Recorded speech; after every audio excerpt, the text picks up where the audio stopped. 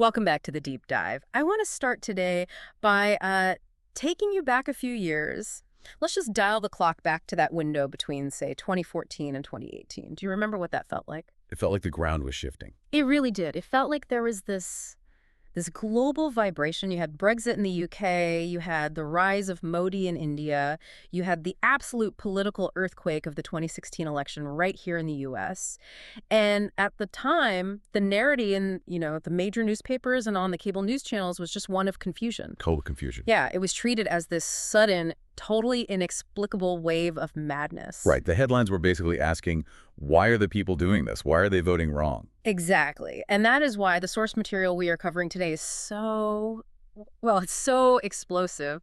We are looking at a stack of notes and essays that argue that this wasn't a random event. Not at all. It wasn't madness. It was a rebellion. A rebellion. But, and this is the key, it wasn't a rebellion against a dictator. It wasn't a rebellion against the rich in that, traditional sense of billionaires or captains of industry. No. The target was much, much more specific. The text calls them the inner circle. The inner circle. Or, to use the more historical term, the source employees, the clerks. And we have to be really careful with that word. When we say clerk here, we are not talking about the person scanning your groceries or, filing paperwork at the DMV. Not at all. We are referring to a very specific class of semi-intellectual experts, the paternalistic class. So let's define them. Who are these people? These are the people who inhabit the think tanks. They are the journalist insiders who all go to the same dinner parties. They're the policymakers who have never run a business but write the regulations for businesses. Right. They're the people with the Ivy League or the Oxford-Cambridge degrees who have somehow, without anyone really voting on it, been appointed to tell the rest of us how to live. It's the eat your broccoli brigade. It's more than that. It's so much more. It's eat your broccoli, don't use that word, vote for this candidate, think about history in this one specific way, and, if you disagree, you are defective. The source material lists their mandates. What to do, what to eat, how to speak, how to think. And whom to vote for. And whom to vote for. And the central thesis we're exploring today is that the global turmoil we saw and, arguably are still seeing is the rest of the world finally turning around and saying, wait a minute, you guys are actually good at this. Which brings us to the central character of our deep dive today, the archetype of this whole clerk class. And the source material coins a term for them that is frankly brutal, but once you understand it, it explains almost everything about modern institutional failure. It's a term that sticks in your throat a little bit, the intellectual yet idiot, or the IYI. The IYI, it's a paradox wrapped in an insult. So let's unpack this immediately, because on the surface, I think a lot of listeners might recoil at that. Intellectual yet idiot. It just sounds like a contradiction, doesn't it? It does. If someone has a PhD from Yale and they work at the Brookings Institution and they write op-eds for the New York Times, surely they aren't an idiot. That is the million-dollar question. And to understand the IYI, you have to completely redefine what you mean by idiot. The source isn't talking about IQ at all. You can have an IQ of 160, you can be a wizard at solving crossword puzzles or passing the GRE, and still be a classic IYI. So what is the defining characteristic? What makes the intellectual an idiot? It all comes down to one fundamental missing ingredient, a concept we've touched on before, but here it is, the absolute litmus test.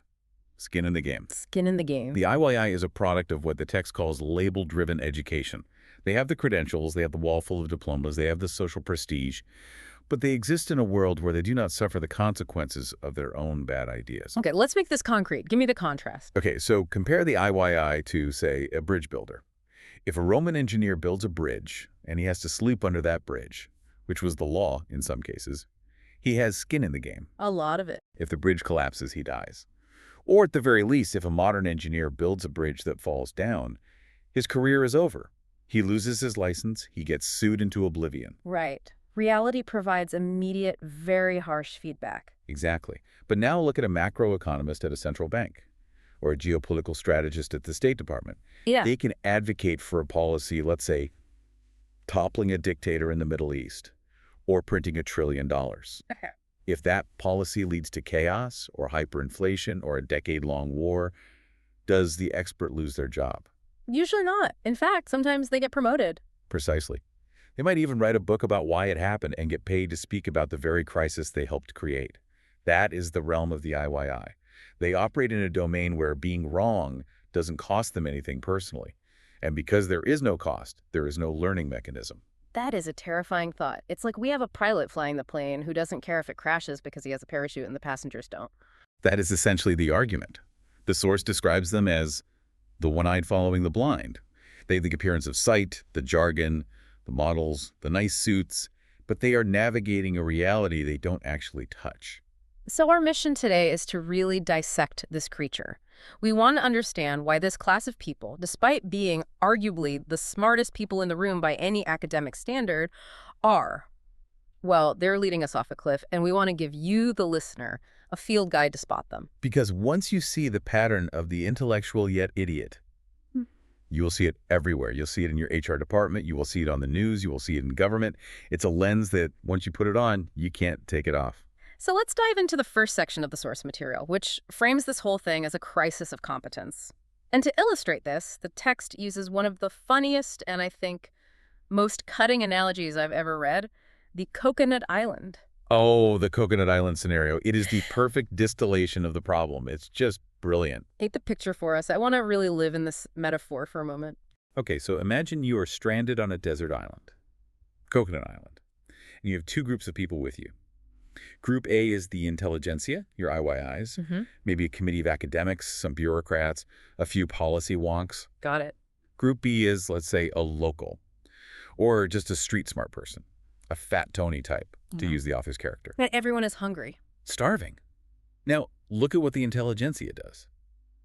They look up at the coconut trees. They realize there is food, but they are completely trapped in their training. They form a committee.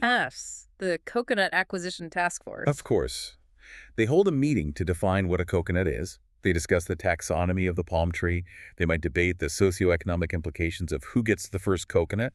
They build a model, a linear regression of coconut yield based on wind velocity.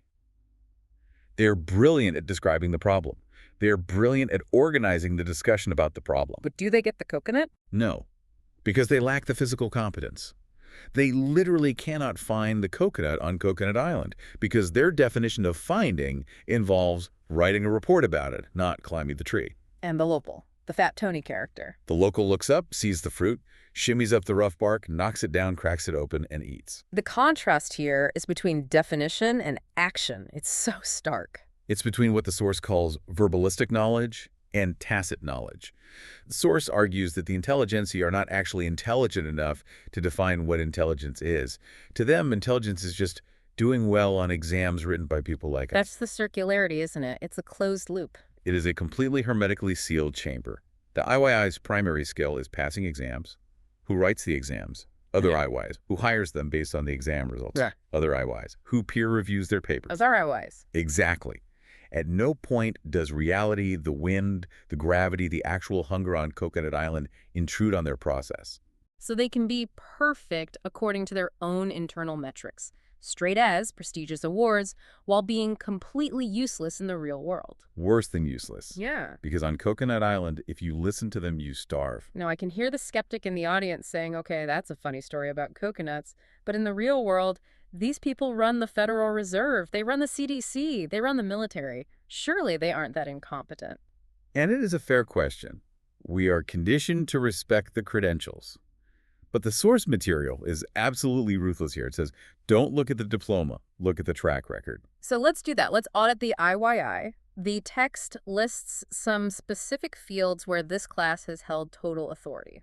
Let's start with psychology. This is a huge one, the replication crisis. We hear that term thrown around a lot, but what does it actually mean in practice? It means that for decades, social scientists and psychologists were publishing studies, famous studies, the kind that end up in Malcolm Gladwell books or TED Talks, claiming all sorts of things about human behavior. If you stand like Wonder Woman for 2 minutes, your hormones change and you become more confident, that kind of thing. I remember that one, power posing. It was everywhere. Right. It was huge. Yeah. Corporations hired consultants to teach it. But then when other scientists tried to do the experiment again, when they tried to replicate it, it just didn't work. The results disappeared. They vanished. The text notes that studies in psychology replicate less than 40% of the time. Think about that for a second. If you bought a car that only started 40% of the time, you would take it back. You call it a lemon. You would. But we built entire theories of education and policy on this science. That is a staggering failure rate. It's basically a coin toss, but slightly worse. And yet, the people who publish the failed studies are still professors. They still have tenure. They still get invited to speak. No skin in the game. Let's move to something that hits even closer to home. Diet. Oh, this is the classic. This is where the IYI arguably did the most direct physical damage to the population. The fat phobia era. For 30 years, roughly from the 1970s to the 2000s, the consensus among the expert class was that dietary fat was the enemy. Fat makes you fat. Fat plugs your arteries. End of story. I remember the food pyramid vividly. The bottom slab, the biggest part of your diet, was supposed to be 6 to 11 servings of bread, cereal, rice, and pasta. And the very tip of the pyramid was fats and oils. Mm. Use sparingly. This wasn't just a suggestion. It was official government policy. It was what they fed kids in schools. It changed how entire industries process food. Right, they took the fat out. And replaced it with sugar and high fructose corn syrup to make it taste good. And what happened? Obesity exploded. Diabetes exploded. The population got sicker and sicker. And then slowly, the science started to flip. We realized, wait a minute, healthy fats are actually essential. Sugar is the real metabolic toxin. But here is the part that drives me crazy, and the source makes a big point of this. Did the experts ever apologize? No. That is the IYI signature move. The truth flipped. A complete 180-degree turn. But the source of the information remained the same. The same organizations that told you to eat margarine in 1990 are now telling you to eat olive oil in 2020 with the exact same tone of absolute authority. We were right then, and we are right now. Exactly. They never say, we don't know. They never say, we were guessing based on flimsy evidence. They just pivot to the new dogma without missing a beat. Let's look at one more sector. Economics. The source describes macroeconomics and financial economics as scientifically worse than astrology. That is such a harsh burn. Worse than astrology. Because at least the astrologer entertains you. Maybe. But think about the 2008 financial crisis. The source brings up Ben Bernanke, the chairman of the Federal Reserve at the time. In the years leading up to the crash, Bernanke and the other high-level economists were saying that the system was stable. They called it the Great Moderation. They said the risk had been managed, it had been diversified away. They had these complex mathematical models, Yeah. Nobel Prize-winning models, that basically said a nationwide crash in housing prices was impossible. It couldn't happen.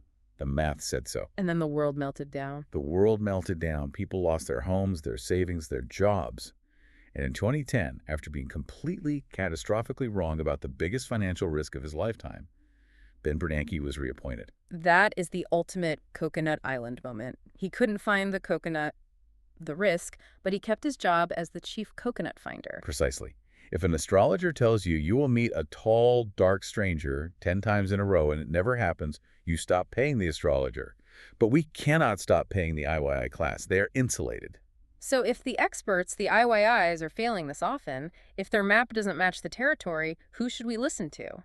The text proposes an alternative wisdom.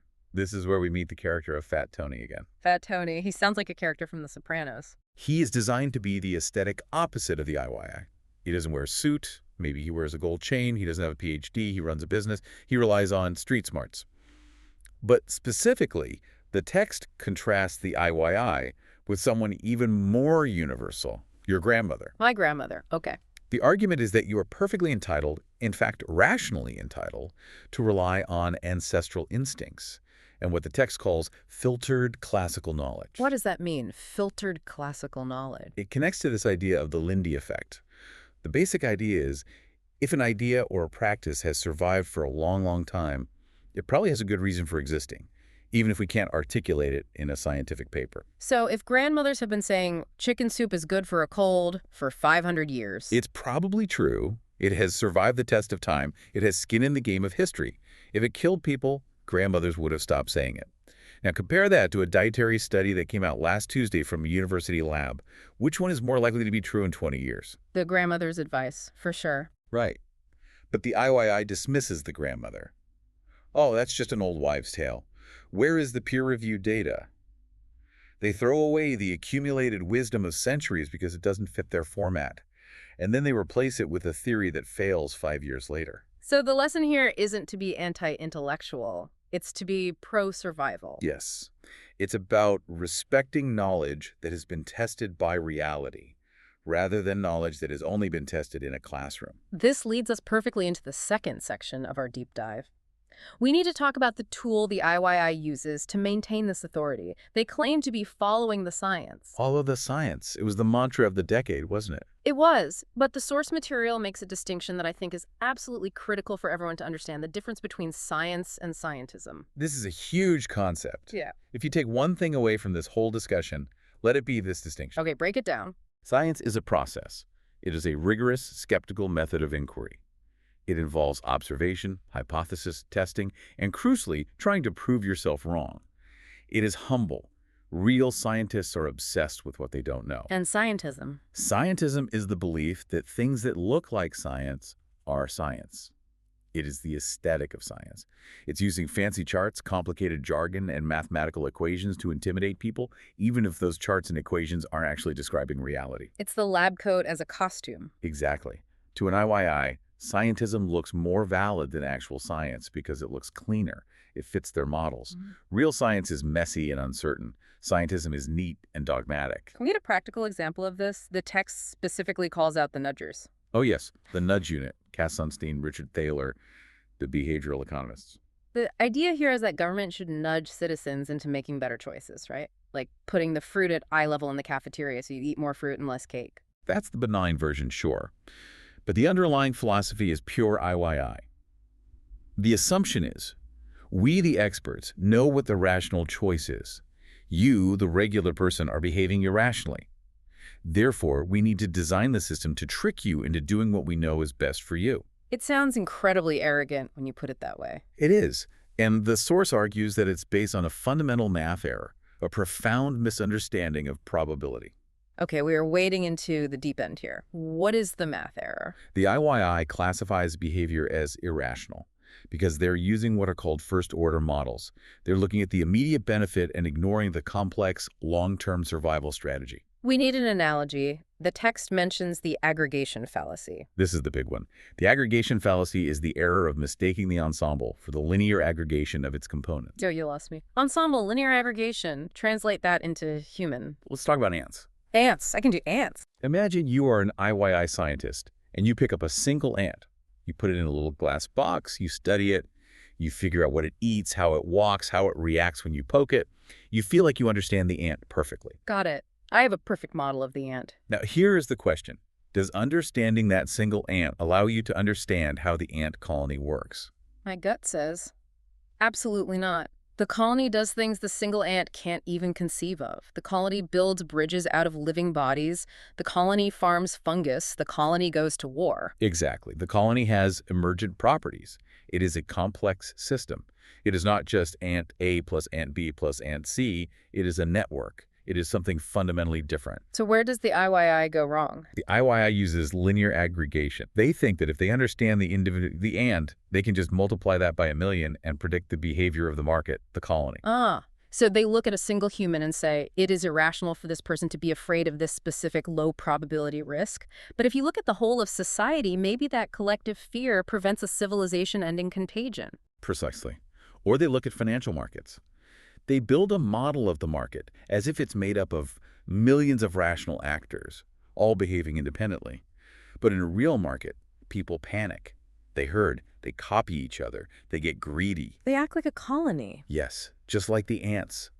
The IYI models fail again and again because they are trying to use simple, linear math to describe a chaotic, complex system. It's like trying to predict a hurricane by studying a single water molecule. That is a perfect analogy. And when the hurricane hits, when the market crashes, or the voters rebel, the IYI doesn't say my model is too simple. They say the water molecules are behaving irrationally. They blame reality for not fitting the model. That is the absolute essence of scientism. This transitions us directly into the psychology and politics of the IYI, because if you truly believe that you are the only one who understands how the world works and everyone else is just a confused water molecule, that is going to shape your politics. It creates a very specific and I would argue very dangerous political worldview. The text notes that the IYI is a product of modernity, and specifically the expansion of government. Right. The source points out that government roles, as a percentage of GDP, have increased by 5 to 10 times over the last century. There was just more room for these people now. There were more committees, more agencies, more NGOs, more places for them to live. But despite their influence, they are actually a minority. This is so important to remember. Statistically, the IYI is a tiny slice of the population. They are concentrated in the universities, the media, the think tanks.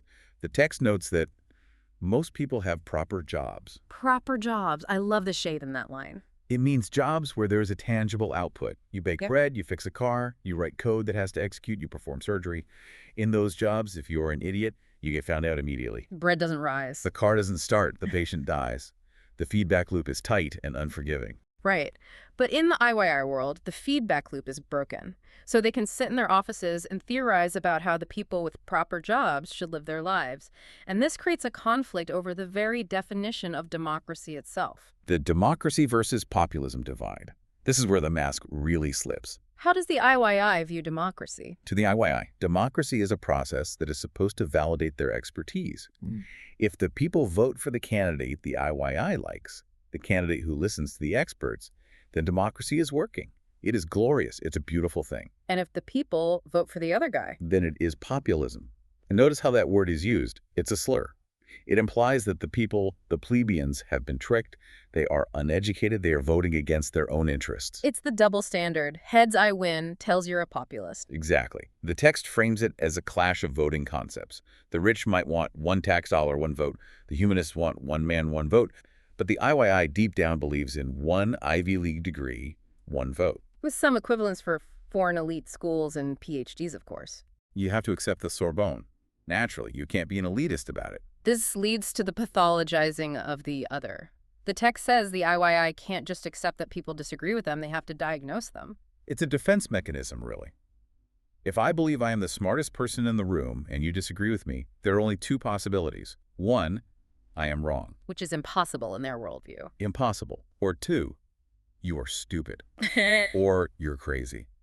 Or you've been brainwashed by misinformation. The text mentions how they view redex, or the English non-crisp vowel class. That's a very specific British burn, the non-crisp vowel class. It refers to the working class who don't speak the Queen's English, received pronunciation. The IYI looks at them with this mix of pity and contempt. They think, oh, these poor people, they don't know what's good for them. We need to guide them. It is incredibly paternalistic. And it leads to completely circular reasoning.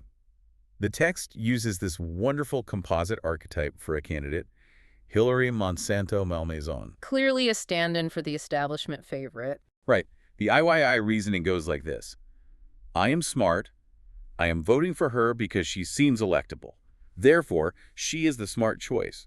Therefore, anyone who doesn't vote for her must be mentally ill. They never stop to ask the next question. Does this candidate actually offer anything to the person in the Rust Belt who just lost their job? No. Because to the IYI, the person in the Rust Belt is just a data point to be managed, not a human with valid grievances and a different perspective. This is heavy stuff. But the text also gives us a way to lighten the mood, because the IYI isn't just a political animal. They are a cultural one.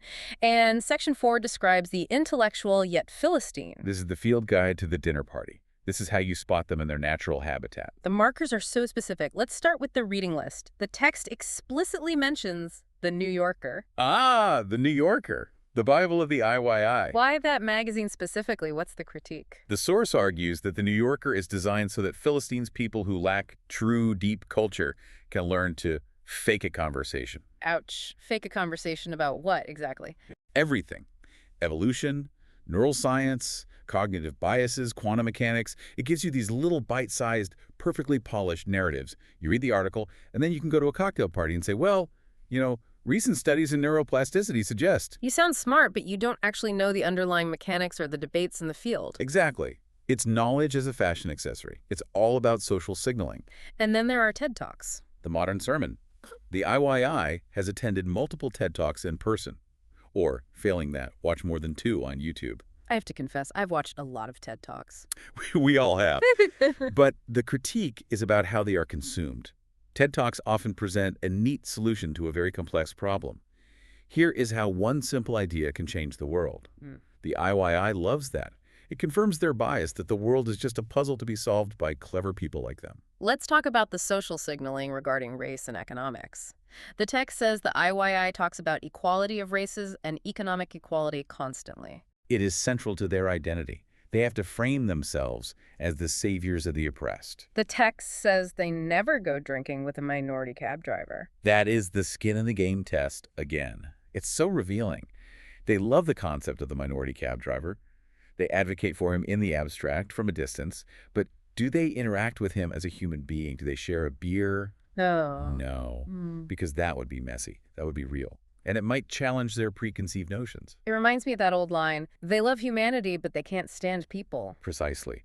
They also never curse on social media. They have to curate their image to be perfectly respectable and inoffensive at all times. And they use buzzwords from the philosophy of science for totally unrelated phenomena. Yes, this is a huge one. You will hear them talk about confirmation bias or straw man arguments during an argument about where to go for dinner. They weaponize the language of logic to bully people in everyday life rather than to actually find the truth. The text uses a German term here that I love, Bildungsphilisters.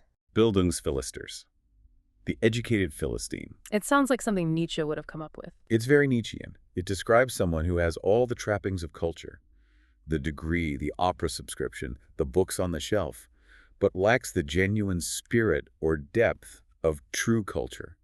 They are consumers of culture, not creators or deep understanders of it. The text warns us, beware the slightly erudite who thinks he is an erudite. And the analogy used is terrifying. The barber deciding to perform brain surgery. Because he knows how to use scissors. Right. I cut hair, I can cut brains. It's all just cutting, isn't it? Yeah. The IYI sees a surface similarity and assumes competence in the complex field. They think because they understand the grammar of a language, they can write great poetry.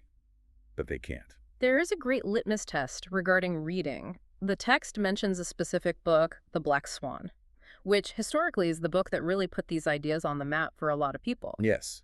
The IYI has a copy of The Black Swan on their shelf. It's the first hardback edition, of course. Right. I want people to know they bought it early, There's a but. but they completely misunderstand it. They think it is a book about how rare events happen. Isn't it? Well, yes, but the core logical point is much more subtle. It's about absence of evidence versus evidence of absence. Explain that distinction. It's crucial. Absence of evidence means we haven't seen a black swan yet.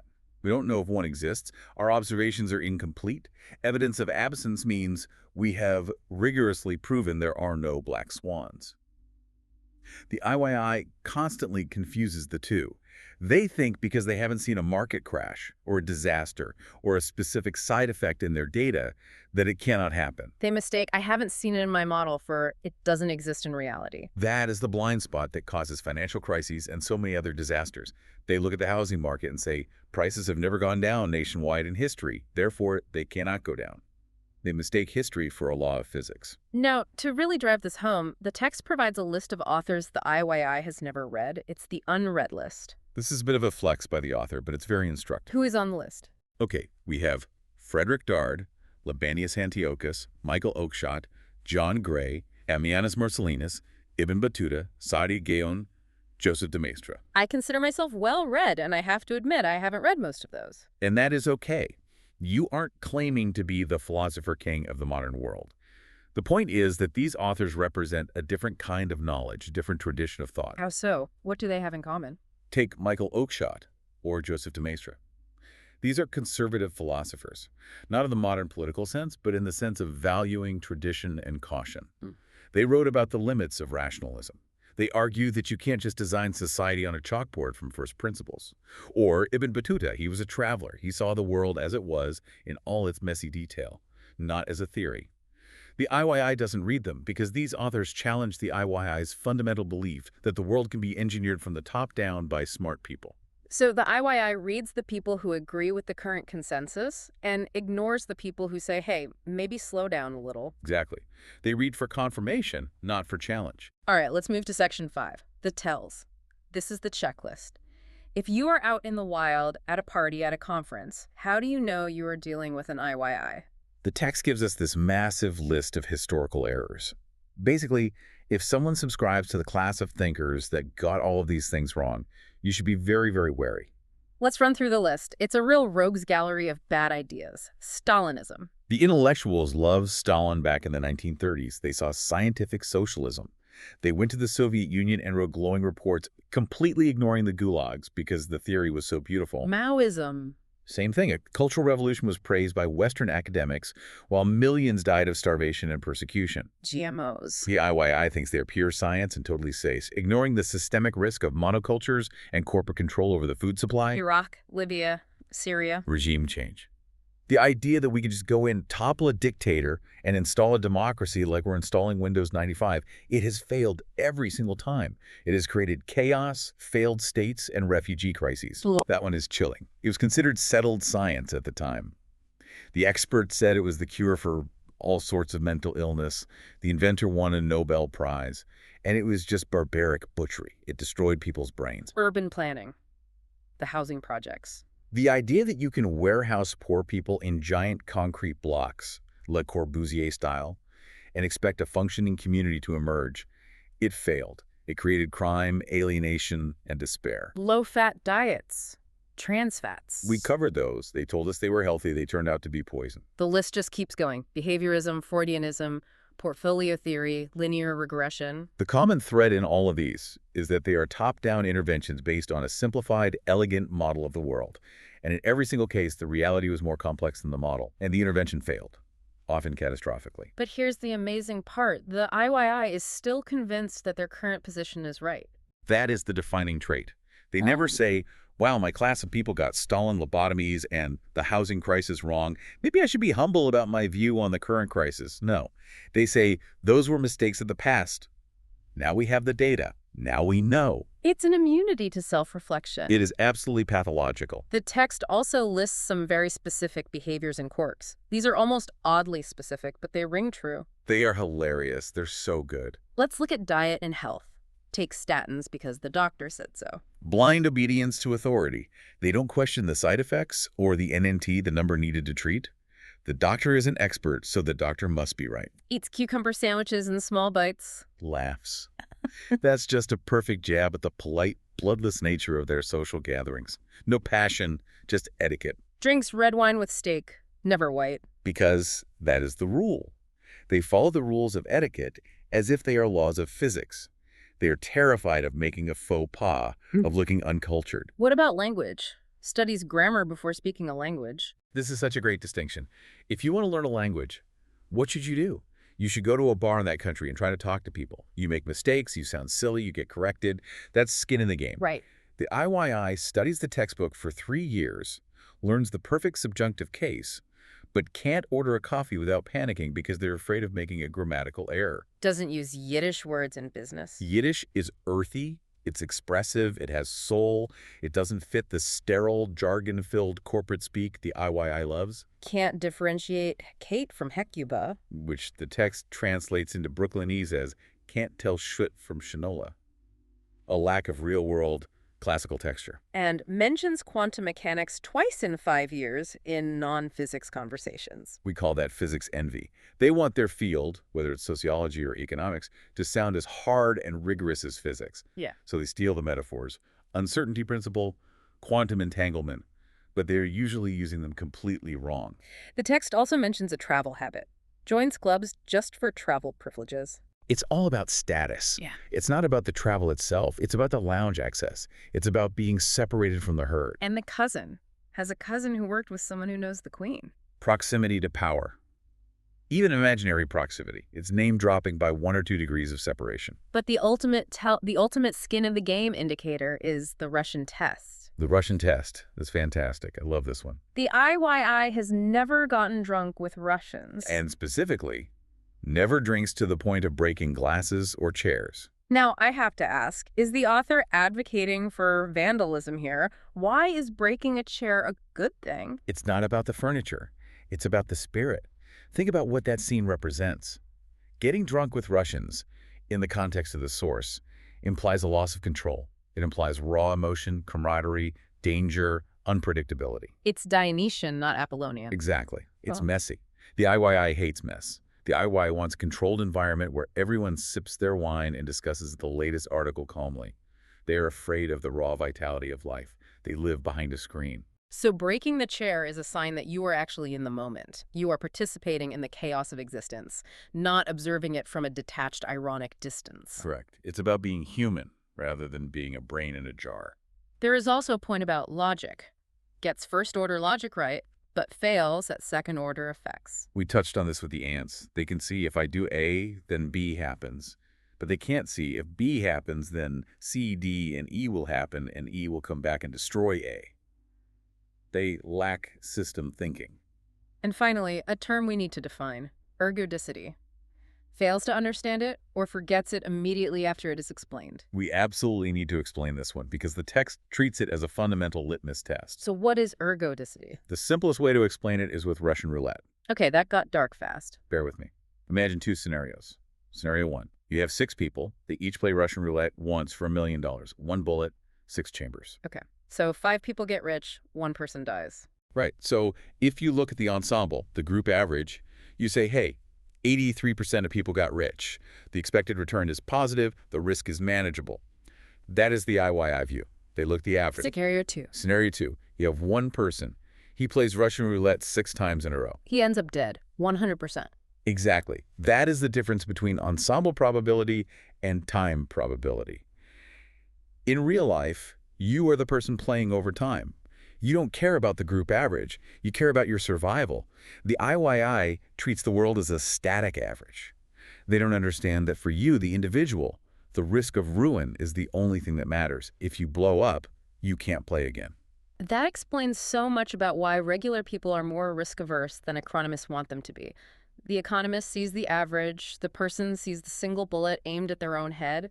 Bingo, that's the ergodicity gap. We've covered a lot of ground. We've diagnosed the IYI. We've looked at their failures, their arrogance, their cultural habits. So let's wrap this up. Let's bring it all together. The summary seems to be this.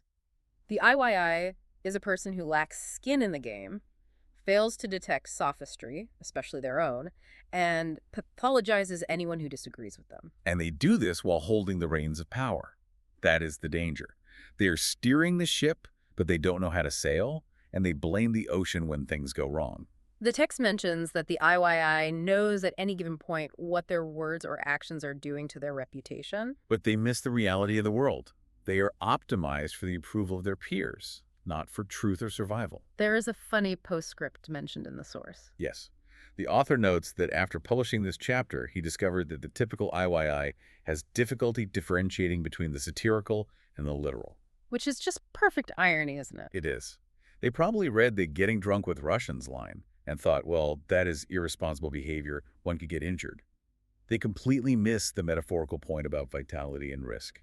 They take the word seriously, but not the message. So we want to leave you with a final thought, a final provocative image that the text offers as the ultimate marker. The simple way to determine if someone is an intellectual yet idiot. He doesn't even deadlift. He doesn't even deadlift. Now, the expert in me knows this is partly metaphorical, but it's also very literal. Why deadlifting? Why is that the specific countersignal to the IYI? Why not he doesn't run marathons? Think about what a deadlift is. You are picking a heavy weight up off the ground. Gravity is absolute. You can't fake it. You cannot fake it. You cannot write a dissertation about lifting the weight. You cannot use rhetoric to persuade the weight off the floor. You cannot use your Ivy League degree or your social status to lift the weight. It is binary. You lift it or you don't. It is pure, unmediated reality. Yeah. It connects the body to the physical world. It requires effort, struggle, and pain. It is the absolute antithesis of the abstract, intellectualized, risk-free world of the IYI. The IYI lives in a world of words and models. The deadlift is a world of physics. Exactly. And the source implies that if you aren't engaging with that physical reality, if you aren't lifting the heavy thing in some way, your mind becomes soft. You become detached. You become an IYI. So the question for you listening today isn't necessarily, can you deadlift 400 pounds? But rather, where in your life are you lifting the weight? Where do you have skin in the game? And are you listening to the people who are actually lifting or the people who are just writing about it? That is the question. Put down the New Yorker, go find a heavy rock and pick it up. And maybe call your grandmother. She knows where the coconuts are. Thanks for diving deep with us. We'll see you next time. Stay grounded.